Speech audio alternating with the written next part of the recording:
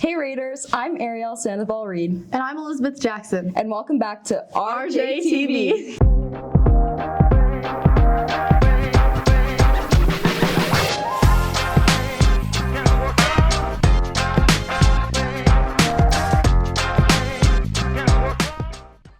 Hope you guys had a great fall break. Hey Ariel, do you want to hear a joke? Sure. Why did the tree take a nap after losing its leaves? Why? Because it needed to fall asleep. Liz, that was terrible.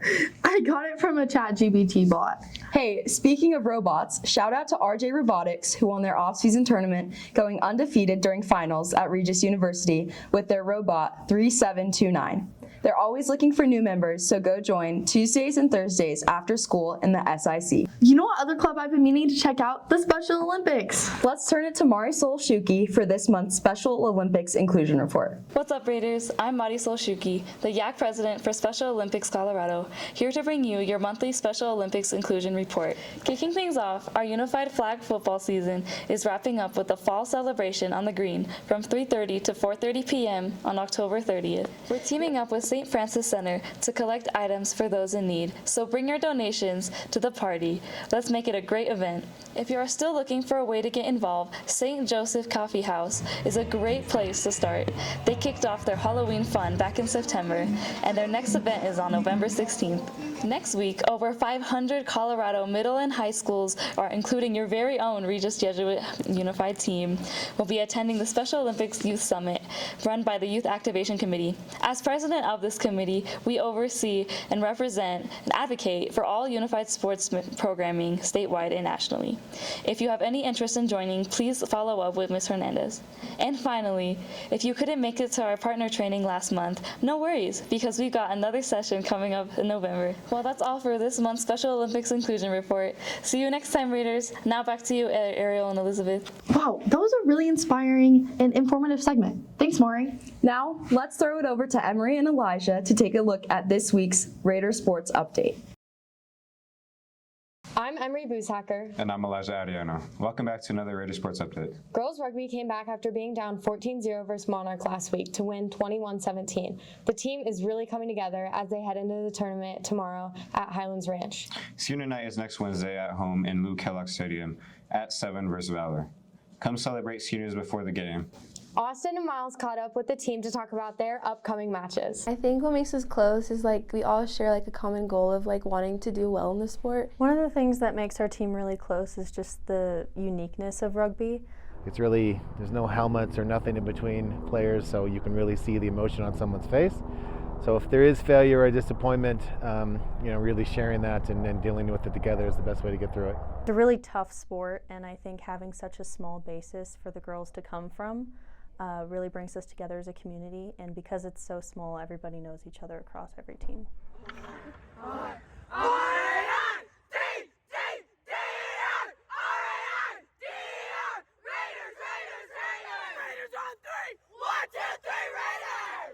Flag football beat Ponderosa last week and handed them a 19-0 shutout. They made it to the Chasta season playoff bracket. The schedule comes out on Sunday.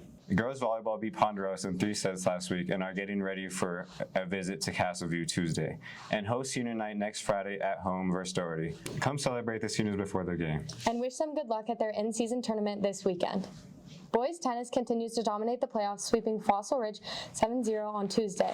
Good luck to the individual state competitors tomorrow and today at City Park.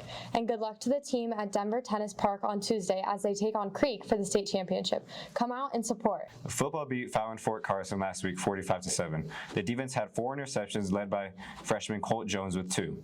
The offense dominated again with freshman quarterback Luke Rubley throwing 3 touchdowns. 2 of them going to wide receiver Jojo Hernandez. Come pack the stands tonight as the Raiders take on Douglas County at home. Boys golf ended their action-packed season last week at state. They had an impressive season, winning the Continental League and placing second in regionals at Saddle Rock. Top golfers Rylan Doolittle, Roland Thorin, Anthony Lohr, and Sam Walker teed off at Common Ground for the state championship last week. Sean Gardner and Connor Houtsma were there to cover it. Your Regis Jesuit golf team wrapped up their season last Tuesday at the state championship. We spoke to assistant coach Charlie Rubenbeck and Rylan Doolittle about the journey of the team in their season. I believe that our players have accepted that hard work has to be put in, consistently. One of our most consistent players just teed off at 8 o'clock, Ryland Doolittle, and you talk about Mr. Consistency throughout, and with that consistency, he has also gotten much better. What's your name? Ryland Doolittle. All right. How does it feel to compete in the state championship? It's super exciting. It's my senior year, and it's the first time I've been to it. What preparation or training went into you getting here? Just constant practice, I guess. We always practice Monday through Thursday. I think it's almost like being unfocused during the time like we're walking right now. But whenever you get to your shot, you just have to stay focused and concentrate on what you want to do. Leading up to the state championship, Sam Walker placed first in regional, shooting an impressive 66. Roland Thorne had a good back 9 on day 2 and an impressive 3 over 74 from Anthony Lohr, which led our Raiders to 9th in state. Cross country competed at the Continental League Championships on Wednesday with a 5th place finish from varsity and JV and a 3rd place from open. Good luck to varsity at the 5A Chassa Region 1 meet on Thursday at DeCoven Park. And boys soccer beat Heritage on Tuesday, led by Everett White, who had 1 goal and 1 assist. They also faced off against Legend last night. They have their final game of the regular season on Tuesday against Castleview at home. Come out and support. Field hockey closes out the regular season next week with 2 games at home in Lou Kellogg Stadium. A Monday night game versus Palmer Ridge and a Thursday night matchup with rival Kent Denver. Come and support the girls as they work towards the playoffs. And finally, best of luck to the RJ mountain biking team this weekend as they compete at the state championship in Glenwood Springs. That's all for this week. Back to you, Ariel and Liz. Lots going on in the Regis sports world lately. Let's make sure to go out and support our fellow Raiders. Supporting our fellow Raiders doesn't just have to happen in the sports world. Our performing arts department has been working hard to present us with this year's fall play, Dracula.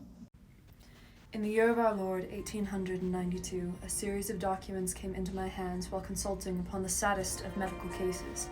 These diaries, journal entries, newspaper articles, and letters of dear friends one to another have here been placed in order to reveal a story so totally at variance with the possibilities of contemporary belief as to appear the ravings of madmen.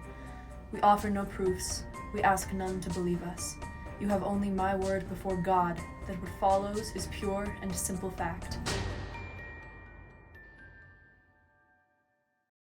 Break it down. What? Break it down, I say!